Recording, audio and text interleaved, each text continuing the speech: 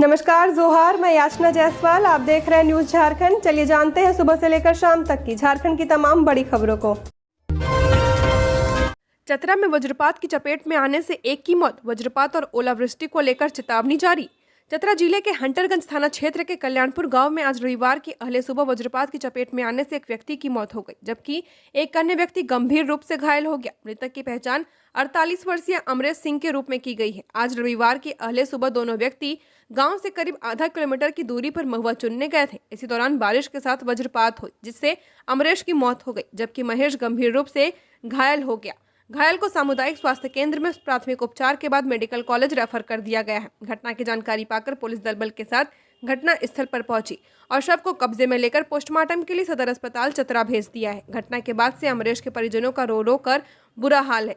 मौसम विभाग ने झारखंड के विभिन्न हिस्सों में भारी बारिश और तेज हवा की चेतावनी जारी की है। 15 अप्रैल को एक बार मौसम रुख बदलेगा। तेज आंधी तूफान और बारिश के साथ वज्रपात और ओलावृष्टि की भी संभावना जताई गई है। पूरे राज्य में 15 अप्रैल को ऑरेंज अलर्ट जारी किया गया है। गढ़वा, पलामू, लातेहार, लोहरदगा और गुमला को छोड़कर अन्य सभी जिलों में येलो अलर्ट जारी किया गया है। राज्यपाल और मुख्यमंत्री ने शहीद जवान सुनील धान को दी श्रद्धांजलि। राज्यपाल संतोष कुमार गंगवार और मुख्यमंत्री हेमंत सोरेन ने झारखंड जगुआर मुख्यालय रांची में शहीद जवान सुनील धान के पार्थिव शरीर पर पुष्प चक्र अर्पित कर भावभीनी श्रद्धांजलि अर्पित की। जानकारी हो कि झारखंड जगुआर के जवान सुनील धान चाईबासा जिले में सुरक्षा बलों और उग्रवादियों के बीच मुठभेड़ के दौरान आईडी विस्फोट में वीरगति को प्राप्त हुए थे। इस दुखद खबर की जानकारी मुख्यमंत्री हेमंत सोरेन ने ट्वीट के माध्यम से दी थी। मुख्यमंत्री ने अपने ट्वीट में लिखा, चाईबासा में सर्च अभियान के दौरान आईडी ब्लास्ट में घायल झारखंड जगुआर के जवान सुनील धान जी के शहीद होने की दुखद सूचना मिली है। मरांग बुरु शहीद सुनील जी की आत्मा को शांति प्रदान कर शोकाकुल परिवारजनों को दुख की यह विकट घड़ी सहन करने की शक्ति दे। राज्यपाल संतोष गंगवार और सीएम हेमंत पहुंचे राज अस्पताल, घायल जवान का जाना हाल। राज्यपाल संतोष कुमार गंगवार एवं मुख्यमंत्री हेमंत सोरेन राजधानी रांची के मेन रोड में स्थित राज अस्पताल पहुंचे। इस दौरान अस्पताल में भर्ती कोबरा 203 बटालियन के जवान विष्णु सैनी से मुलाकात की और इलाज से संबंधित सारी जानकारी डॉक्टरों से प्राप्त की। बताते चले कि पश्चिमी सिंहभूम सुरक्षा बलों के द्वारा चलाए जा रहे सर्च ऑपरेशन के दौरान उग्रवादियों के आईडी विस्फोट में 2 जवान बुरी तरह से घायल हो गए थे। घायल जवानों में विष्णु सैनी शामिल थे। वहीं घायल एक अन्य जवान सुशील धान की इलाज चल रही है। साहिबगंज में टाटा मैजिक पलटा, एक की मौत। फरक्का से मछली लाद कर ला रहा था, मेन रोड पर स्थान के पास एक्सीडेंट, 2 घायल। साहिबगंज बोरियो थाना क्षेत्र में आज सुबह एक टाटा मैजिक वाहन असंतुलित होकर पलट गया। हादसा बोरियो साहिबगंज मुख्य मार्ग पर परिस्थान के पास हुआ है। दुर्घटना में एक व्यक्ति की मौके पर ही मौत हो गई है, 2 लोग घायल हो गए हैं। जानकारी के अनुसार टाटा मैजिक पश्चिम बंगाल के फरक्का से मछली लाद कर साहिबगंज जा रहा था। वाहन में कुल 5 लोग सवार थे। परिस्थान के पास वाहन असंतुलित होकर पलट गया। हादसे में नया टोला पुरानी साहिबगंज निवासी रंजन कुमार चौधरी की मौके पर ही मौत हो गई। वहीं रामस्वरूप चौधरी का बेटा था, उसके 2 भाई और 2 बहन हैं। घटना की सूचना मिलते ही बोरियो पुलिस मौके पर पहुंची। शव को पोस्टमार्टम के लिए सदर अस्पताल भेजा गया। दुर्घटनाग्रस्त वाहन को थाने लाकर जांच की जा रही है। गर्भ में लड़का है या लड़की, जांचने वाले रैकेट का खुलासा। पोर्टेबल अल्ट्रासाउंड मशीन से घर में देते थे सर्विस। कोडरमा से सटे बिहार में अवैध सेंटर। गर्भ में पल रहा बच्चा लड़का है या लड़की, इसकी जांच करने वाले अवैध सेंटर का भंडाफोड़ हुआ है। कोडरमा से सटे बिहार के नवादा जिले के रजौली और सिरदला में अवैध रूप से चल रहे अल्ट्रासाउंड सेंटर में भ्रूण जांच होती थी। इस बात की सूचना कोडरमा जिला प्रशासन को दी गई। इसके बाद जिला प्रशासन ने ऑपरेशन डिकॉय के तहत कार्रवाई की है। टीम ने छापेमारी करते हुए शिवम अल्ट्रासाउंड नामक एक क्लिनिक में अवैध रूप से अल्ट्रासाउंड करते हुए एक व्यक्ति को रंगे हाथ पकड़ लिया है, जिसके बाद पकड़े गए व्यक्ति को पूछताछ के बाद कार्रवाई के लिए नवादा पुलिस को सौंप दिया गया है। बताते चले कि अब तक ऑपरेशन डिकॉय के तहत यह तीसरी बड़ी गिरफ्तारी है। कोडरमा जिले में लगातार घटते लिंगानुपात को लेकर कई तरह की बातें सामने आ रही थी, जिसके बाद ऐसी कार्रवाई की गई है। मिली जानकारी के अनुसार पहले पोर्टेबल अल्ट्रासाउंड मशीन के जरिए कोडरमा के ग्रामीण इलाकों के अलावा बरही और चौपारण में भ्रूण जांच किया जाता था, जिसे रोकने के लिए ऑपरेशन डिकॉय चलाया गया है। इससे पहले भी भ्रूण जांच करने वाले गिरोह के पॉइंट सिंह उर्फ पांडे को हजारीबाग जिले के सरिया से और झुमरी तलैया से पावन यादव नामक एक व्यक्ति को बाद एक ऑपरेशन डिकॉय चलाकर गिरफ्तार किया गया था।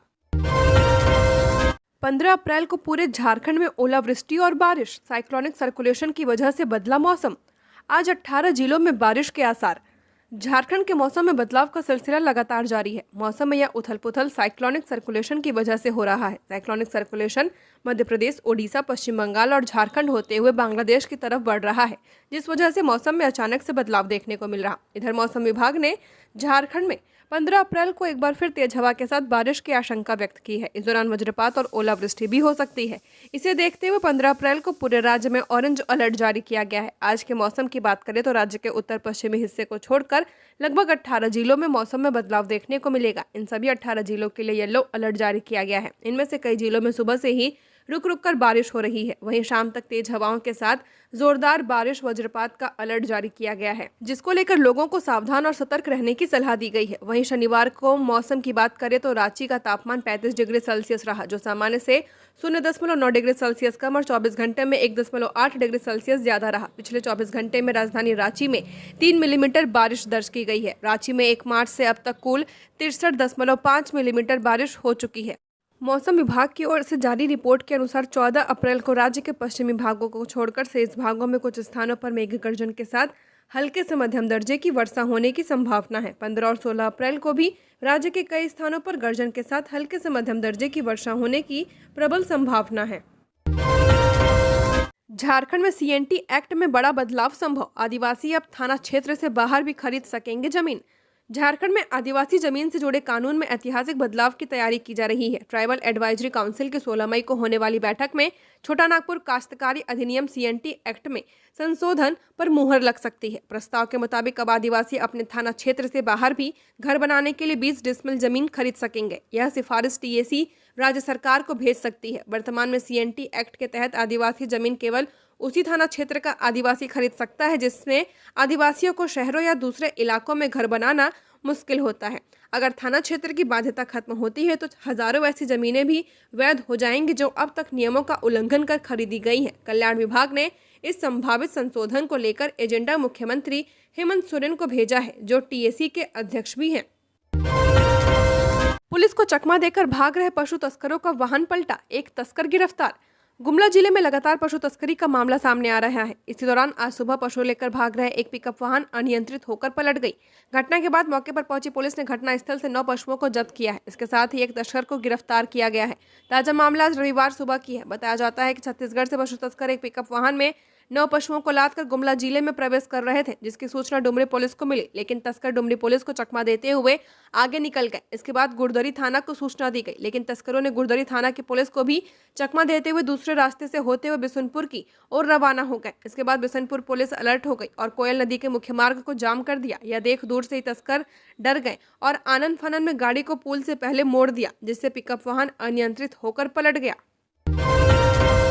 नगड़ी इलाके में अपराधियों ने मारी गोली, व्यक्ति घायल। राजधानी रांची के नगड़ी थाना क्षेत्र में अपराधियों ने एक व्यक्ति को गोली मार दी है। पुलिस ने घायल व्यक्ति को अस्पताल में भर्ती कराया है। गोली पेट में लगी है। बताया जाता है कि यह घटना सुबह करीब 8:30 बजे की है। पुलिस 2-3 लोगों को हिरासत में लेकर पूछताछ कर रही है। होल्डिंग टैक्स में 10% की पाना चाहते हैं छूट तो 30 जून तक करें भुगतान, बस इन शर्तों को पूरा करना जरूरी।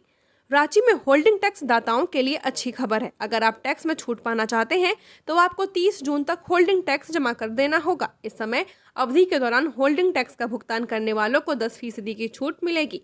यह बातें रांची नगर निगम के उप प्रशासक गौतम प्रसाद साहू ने कही। हालांकि इसका लाभ तभी मिलेगा जब आप एक मुश्त नए वित्तीय वर्ष की राशि जमा कर सकेंगे। रांची नगर निगम के उप प्रशासक गौतम प्रसाद साहू शनिवार को राजस्व शाखा के पदाधिकारियों के साथ बैठक कर रहे थे। बैठक में उप प्रशासक ने बताया कि नए वित्तीय वर्ष 2025-26 के होल्डिंग टैक्स का एक मुश्त भुगतान 30 जून 2025 प्रथम तिमाही तक करने पर करदाताओं को अधिकतम 10% छूट देने का प्रावधान किया गया है। इसके लिए पूरी टीम को प्रचार प्रसार करवाने के लिए कहा गया है।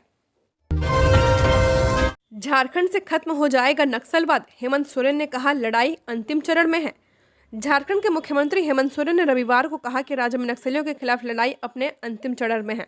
सोरेन और राज्यपाल संतोष कुमार गंगवार ने जवान सुनील धान के पार्थिव शरीर पर पुष्पांजलि अर्पित की, जिन्होंने पिछले दिन पश्चिम सिंहभूम जिले में एक आईईडी विस्फोट में अपनी जान गंवा दी थी। रांची में झारखंड जगुआर मुख्यालय में शहीद जवान को श्रद्धांजलि देने के लिए एक माल्यार्पण समारोह आयोजित किया गया है। मीडिया से बात करते हुए सोरेन ने कहा, नक्सलियों के खिलाफ लड़ाई अपने अंतिम चरण में है। नक्सल विरोधी अभियान के दौरान हमने अपने कई जवानों को खो दिया है। उनकी वजह से हम एक सफल अभियान की ओर बढ़ रहे हैं। उन्होंने जोर देकर कहा कि जवान का बलिदान व्यर्थ नहीं जाएगा और नक्सलियों के खिलाफ अभियान अपने अंतिम लक्ष्य तक पहुंचेगा। राज्यपाल गंगवार ने कहा, यह एक दुर्भाग्यपूर्ण घटना थी। राज्य सरकार ऐसी घटनाओं को कम करने के लिए लगातार काम कर रही है। सरकार शहीद के परिवार का ख्याल रखेगी। शनिवार को झारखंड के पश्चिम सिंहभूम जिले में एक आईडी विस्फोट में झारखंड जगुआर के कांस्टेबल सुनील धान और सीआरपीएफ के जवान विष्णु सैनी घायल हो गए थे। बेहतर इलाज के लिए दोनों को एयरलिफ्ट कर रांची लाया गया। पुलिस के बयान के अनुसार रांची के एक अस्पताल में इलाज के दौरान धान की मौत हो गई है। इसमें कहा गया है कि सैनी की हालत गंभीर बताई जा रही है। अपराधियों ने सीसीएल सिरका काटा घर में की गोलीबारी, 2 राउंड गोली व एक हाईवा में लगाई आग। रामगढ़ थाना अंतर्गत सीसीएल के अरगड्डा क्षेत्र अंतर्गत सिरका कांटा घर के सामने शनिवार की रात्रि करीब 11:25 के लगभग 2 अपराधियों ने सिरका चेक पोस्ट से घुसे और हाथों में पेट्रोल का गैलन लेकर कांटा घर के तरफ गए और एक हाईवा ट्रक में आग लगा दी और 2 राउंड गोली हाईवा ट्रक में मारी। अपराधी घटना को अंजाम देकर फरार हो गए। लगभग 11:25 पर सीसीएल के सिरका कांटा घर में हेलमेट लगाकर पैदल पहुंचे और एक खराब हाईवे ट्रक को जो बंद पड़ी थी उसमें आग लगा दी और 2 राउंड गोली गाड़ी में दाग दी। उसके बाद वह दोनों अपराधी बंदूक लहराते हुए मेन रोड की ओर फरार हो गए। पुलिस के द्वारा एक खोखा बरामद किया गया है। वहीं रामगढ़ थाना प्रभारी कृष्ण कुमार मौके पर पहुंचकर बताया कि रामगढ़ थाना क्षेत्र अंतर्गत सिरका काटा घर में एक खराब गाड़ी हाईवा ट्रक में अपराधियों ने आगजनी व 2 राउंड गोली चलाई है। मुख बधिर नाबालिग से दुष्कर्म, आरोपी की तलाश में जुटी पुलिस। खुंटी में नाबालिग के साथ छेड़छाड़ के मामले थमने का नाम नहीं ले रहे हैं। ताजा मामला रनिया थाना क्षेत्र के एक गांव से आया है। यहां युवक ने मानसिक रूप से विक्षिप्त और मुख बधिर नाबालिग के साथ दुष्कर्म की वारदात को अंजाम दिया है। घटना शुक्रवार रात की बताई जा रही है। पुलिस ने बताया कि शुक्रवार रात आंधी तूफान और बारिश के समय नाबालिग अपनी दादी के साथ घर में थी। इसी दौरान एक युवक ने घर में घुसकर पहले पीड़िता की दादी को पीटा, जिससे वह घायल हो गई। इसके बाद आरोपी युवक ने नाबालिग के साथ दुष्कर्म किया है। घटना की जानकारी मिलने के बाद रनिया प्रभारी विकास कुमार जायसवाल और खुंटी महिला थाना पुलिस की टीम घटना स्थल पर पहुंची। पुलिस टीम ने पीड़िता के परिजनों से घटना की जानकारी ली और पीड़िता की दादी के बयान पर रनिया थाने में आरोपी के खिलाफ एफआईआर दर्ज कराई है। पुलिस ने पीड़िता को मेडिकल के लिए अस्पताल भेज दिया है। एनआईए कोर्ट को मिला गुमनाम धमकी भरा पत्र, 1 महीने के अंदर जेल ब्रेक की चेतावनी। रांची के एनआईए कोर्ट में एक धमकी भरा पत्र मिलने से खलबली मच गई है। पत्र में एनआईए के जज को धमकी तो दी ही गई है, साथ ही साथ जेल ब्रेक करने की भी चेतावनी दी गई है। मामले को लेकर रांची के कोतवाली थाने में एफआईआर भी दर्ज की गई है। रांची के एनआईए कोर्ट में एक धमकी भरा पत्र पहुंचा है। पत्र में एनआईए जज पर 1 महीने के भीतर हमला और जेल ब्रेक करने की धमकी दी गई है। इस मामले में कोतवाली थानेदार इंस्पेक्टर आदिकांत महतो के बयान पर कई लोगों के विरुद्ध कोतवाली थाने में एफआईआर दर्ज की गई है। एफआईआर में यह बताया गया कि पात्र में मोबाइल नंबर भी अंकित है। कोतवाली थाना प्रभारी के द्वारा दिए गए आवेदन में बताया गया है कि शुक्रवार को एनआईए कोर्ट कार्यालय में स्पीड पोस्ट के जरिए गुमनाम एक पत्र पहुंचा है। पत्र 2 लिफाफे के भीतर है। दोनों लिफाफे में भेजने वाले के अलग अलग नाम है। पत्र में कहा गया है कि एनआईए जज पर 1 महीने के भीतर हमला हो सकता है। इसके अलावा धमकी भरा पत्र में यह भी कहा गया है कि जेल ब्रेक हो सकता है। इसके लिए शूटरों को पैसे भी दिए गए हैं। पत्र में यह भी लिखा गया है कि भाकपा माओवादी शीला मरांडी और प्रशांत बोस दोनों को जेल से बाहर निकालने के लिए जेल ब्रेक किया जाएगा। झारखंड में दौड़ेगी 15 साल पुरानी गाड़ी। इसके लिए आपको करना होगा सिर्फ ये काम। आप अगर झारखंड के निवासी हैं और आपके पास 15 साल पुरानी गाड़ी है तो आप चिंता ना करें। झारखंड में 15 साल पुरानी गाड़ी चलाने की इजाज़त है, लेकिन इसके लिए कुछ नियम बनाए गए हैं। उसका पालन करना भी ज़रूरी है। अगर नियम का पालन नहीं करते हैं तो सुसंगत धारा में कार्रवाई भी हो सकती है। पूरे झारखंड में 15 साल पुरानी गाड़ी को चलाने की इजाज़त सरकार ने दे रखी है। आपकी गाड़ी 15 साल पुरानी होने के 1 महीने पहले आपको एक आवेदन जिला परिवहन कार्यालय को देना होगा, जिसके बाद आगे की प्रक्रिया अपनाई जाएगी। जिला परिवहन कार्यालय में पदस्थापित एनवीआई गाड़ी की जांच करते हैं। जांच करने के बाद 5 साल के लिए गाड़ी चलाने का परमिशन दिया जाता है। इसे लेकर रोड टैक्स भी गाड़ी मालिक को देना होता है, तभी पुरानी गाड़ी सड़क पर दौड़ सकती है। बिना इजाजत के अगर कोई गाड़ी चला रहा है तो उसके ऊपर सुसंगत धारा के अनुसार कार्रवाई भी की जाती है। यह नियम सिर्फ और सिर्फ प्राइवेट गाड़ियों के लिए है। रांची के इस इलाके में निकला भूत, वीडियो वायरल। राजधानी रांची में भूत प्रेत की बारात निकली है। ये घटना तमाड़ प्रखंड क्षेत्र की है, जिसका वीडियो तेजी से वायरल हो रहा है। वीडियो में देखा जा सकता है कि लोग विभिन्न इलाकों में चेहरे पर मुखौटा लगाकर डांस कर रहे हैं। सभी के हाथों में एक लाठी भी है। कुछ लोग इसका वीडियो भी बनाते दिखाई पड़ रहे हैं। दरअसल चैत्र के माह में यहाँ हर साल भूत प्रेत की बारात निकलती है, जिसमें भगवान शिव के सैकड़ों भक्त शामिल होते हैं। इसे भगवान शिव की बारात माना जाता है। इस संबंध में एक भक्त कहते हैं कि यह हमारी परंपरा है, परिवार की खुशहाली के लिए यह सब किया जाता है। हम भगवान शिव की बारात में शामिल लोगों की तरह ही कपड़े पहनते हैं, जिसे हम अपनी भाषा में कोका कहते हैं। इस बारात में शामिल एक अन्य भक्त का कहना है कि यह हमारा त्यौहार है, जिसे हम पीढ़ियों से मनाते आ रहे हैं। हम इसे कोका कहते हैं। इस पर्व को चैत्र पर्व के नाम से भी जाना जाता है। चैत्र के माह में निकलने वाली यह बारात कई भक्तों के लिए आकर्षण का केंद्र होती है, जिसमें भूत प्रेत नरकंकाल तांडव करते दिखाई पड़ते हैं। इस बारात में सैकड़ों श्रद्धालु शामिल होते हैं। जमशेदपुर में 200 रुपए के लिए फायरिंग, सीसीटीवी से 15 हमलावर की पहचान में जुटी पुलिस। जमशेदपुर के जुगसलाई के शिवघाट में शुक्रवार को महज 200 रुपए के विवाद ने हिंसक रूप ले लिया। देखते ही देखते इलाके में गोलियों की तड़तड़ाहट गूंजने लगी और अफरा तफरी मच गई। घटना को अंजाम देने वाले युवकों का मकसद इलाके में डर का माहौल बनाना था। घटना के तुरंत बाद पुलिस मौके पर पहुंची और आसपास लगे सीसीटीवी कैमरों की जांच की। फुटेज में 12 से 15 युवक नजर आए हैं जो फायरिंग में शामिल थे। पुलिस अब इनकी पहचान करने और उन्हें पकड़ने में जुट गई है। जुगसलाई निवासी मोहम्मद रमजान ने इस मामले में जुगसलाई थाने में अज्ञात लोगों के खिलाफ केस दर्ज कराया है। उन्होंने बताया कि करीब 3 महीने पहले एक युवक ने सक्ची में उससे बाइक की नंबर प्लेट बनवाने का काम करवाया था। उस समय 600 रुपए तय हुए थे, लेकिन युवक ने केवल 400 रुपए ही दिए। रमजान ने जब बाकी के 200 रुपए मांगे तो युवक ने गाली गलौज करते हुए शिवघाट बुलाया। रमजान अपने कुछ दोस्तों के साथ वहां पहुंचा, लेकिन पहले से ही मौजूद कुछ युवक ने अपने 12-15 साथियों को भी बुला लिया। बात बढ़ी और अचानक फायरिंग शुरू हो गई। घटना के बाद पुलिस ने परसुडिया, बागबेड़ा और आदित्यपुर इलाके में छापेमारी की। फिलहाल 3 संदिग्धों को हिरासत में लेकर पूछताछ की जा रही है। एनएचएम में बड़े पैमाने पर होगी बहाली, झारखंड के डॉक्टर्स अपना वेतन खुद तय करेंगे, इन्हें मिलेगी प्राथमिकता। झारखंड सरकार संविदा पर राष्ट्रीय स्वास्थ्य मिशन में 219 पदों पर डॉक्टरों की नियुक्ति प्रक्रिया शुरू करने की तैयारी में है। यह नियुक्ति प्रक्रिया बिल्डिंग मॉडल के आधार पर की जाएगी। डॉक्टर नियुक्ति पाने के लिए खुद ही अपने वेतन की बोली लगाएंगे। सबसे कम बोली लगाने वाले डॉक्टरों को नियुक्ति में प्राथमिकता दी जाएगी। इस प्रक्रिया के तहत general surgeon, chest physician, MD medicine, ENT विशेषज्ञ, महिला रोग विशेषज्ञ, बाल रोग विशेषज्ञ, रेडियोलॉजिस्ट, ऑर्थोपेडिक सहित स्पेशलिस्ट डॉक्टरों की नियुक्ति होगी। दुर्गम क्षेत्रों के लिए सबसे कम बोली लगाने वाले डॉक्टरों को L1 घोषित किया जाएगा। इन्हें मिलने वाली सुविधाएं और भत्ता तय कर नियुक्ति की जाएगी।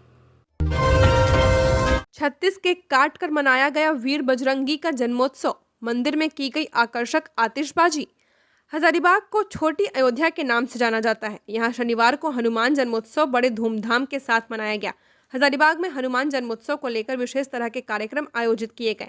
हनुमान भक्तों ने आसमानी आतिशबाजी की और बाद में केक काटकर भगवान हनुमान का जन्मोत्सव सेलिब्रेट किया। हजारीबाग के बौडम बाजार स्थित प्राचीन महावीर मंदिर स्थान में हनुमान जी का जन्मोत्सव बड़े धूमधाम के साथ मनाया गया। मंदिर में खास लाइट और फूल सज्जा लोगों को आकर्षित किया, तो वहीं मंदिर कमेटी की ओर से आकर्षक आतिशबाजी देखकर सभी कोई दंग रह गए। लगभग आधे घंटे तक आतिशबाजी होती रही। इस दौरान पूरा आसमान लाल पीले रंग से ढक गया। बच्चों ने 36 केक काटकर बाल हनुमान के जन्मदिन को मनाया है। कार्यक्रम का आयोजन महावीर मंदिर समिति के द्वारा किया गया था।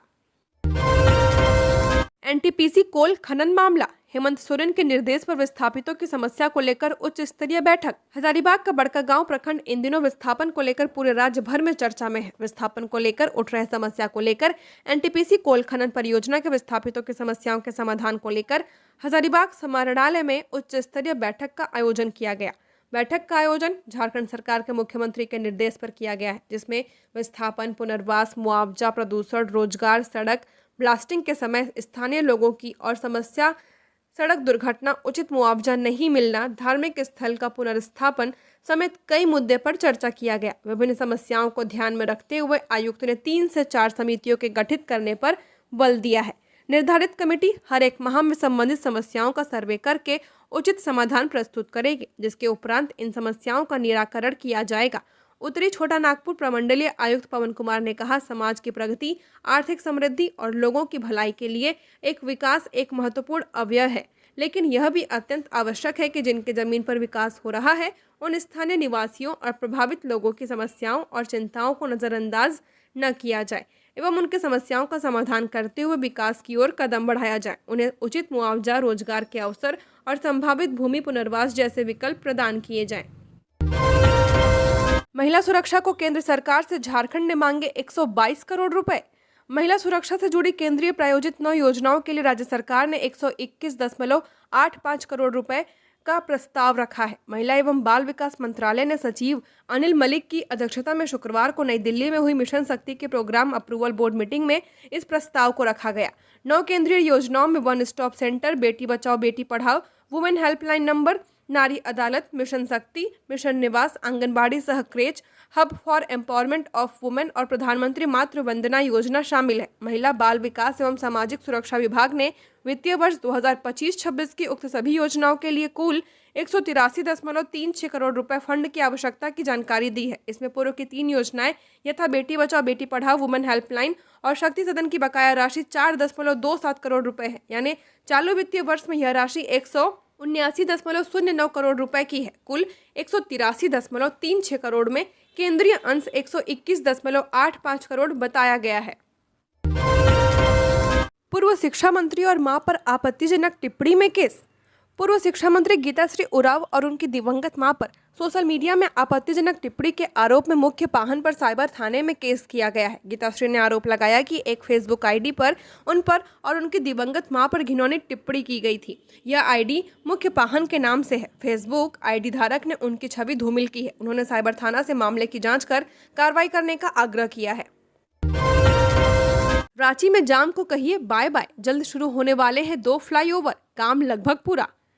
शहरवासियों को जल्द 2 नए फ्लाईओवर की सौगात मिलने वाली है। दोनों ही फ्लाईओवर का निर्माण कार्य अंतिम चरण में है। रातू रोड फ्लाईओवर इसी महीने के अंत तक बनकर तैयार हो जाएगा। वहीं सिरमटोली में कान फ्लाईओवर का काम रैंप को लेकर फंसा हुआ है। अब फ्लाईओवर में ITI की ओर से 500 मीटर सर्विस लेन का काम बचा हुआ है। इसके अलावा 2 मीटर सर्विस रोड राजभवन और मेट्रो गली के आसपास बचा हुआ है, जिसे जल्द पूरा कर लिया जाएगा। इसके अलावा साइनेज का भी काम बचा है। इसके बनते यह फ्लाईओवर पूरा हो जाएगा और सरपट गाड़ियां दौड़ सकेंगी। यह जानकारी रातू रोड फ्लाईओवर के निर्माण से जुड़े NHAI के इंजीनियर ने कही। उन्होंने कहा कि रातू रोड फ्लाईओवर मई में आम लोगों के लिए खोल दिया जाएगा। रातू रोड फ्लाईओवर के निर्माण में लगभग 450 करोड़ रुपए खर्च किए गए हैं। 5 सालों में 129 ग्रामीण सड़कें हुई पथ निर्माण को ट्रांसफर। 1814 किलोमीटर रोड का हो रहा डेवलपमेंट। विगत 5 सालों 2020-21 से 2024-25 तक 129 ग्रामीण सड़कों को ग्रामीण कार्य विभाग से हस्तांतरित करके पथ निर्माण विभाग के अधीन कर दिया गया है। इन सड़कों की कुल लंबाई 1814.66 किलोमीटर है। यानी बड़े पैमाने पर ग्रामीण सड़कों का विकास अब पथ निर्माण विभाग करवा रहा है, जिसे कम से कम 2 लेन या कहीं कहीं 4 लेन भी बनाया गया है। इंजीनियरों ने बताया कि ऐसा कोई पथ निर्माण है जिसे ग्रामीण कार्य से हस्तांतरित करने के बाद उसके विकास, मजबूतीकरण या चौड़ीकरण इत्यादि नहीं किया गया है। झारखंड गठन के 25 साल में सड़क का घनत्व व इसकी लंबाई में काफी वृद्धि हुई है। वर्ष 2000 में राज्य गठन के समय पथ निर्माण विभाग अंतर्गत कुल पथों की लंबाई 5400 किलोमीटर थी तथा जिसके अनुसार सड़क का घनत्व 67.75% हजार वर्ग किलोमीटर था। विभाग द्वारा निरंतर सड़क घनत्व में वृद्धि की गई है, जो वर्तमान वित्तीय वर्ष 2024-25 में बढ़कर 186.09 प्रति हजार वर्ग किलोमीटर तथा कुल लंबाई 14,875 किलोमीटर तक पहुंच चुकी है। ऐसे में बड़ी संख्या में ग्रामीण सड़क भी हैं। धनबाद में राम मंदिर से लौट रही महिला से लूट। बाइक सवार बदमाशों ने लूटी सोने की चेन। सीसीटीवी में कैद हुई घटना।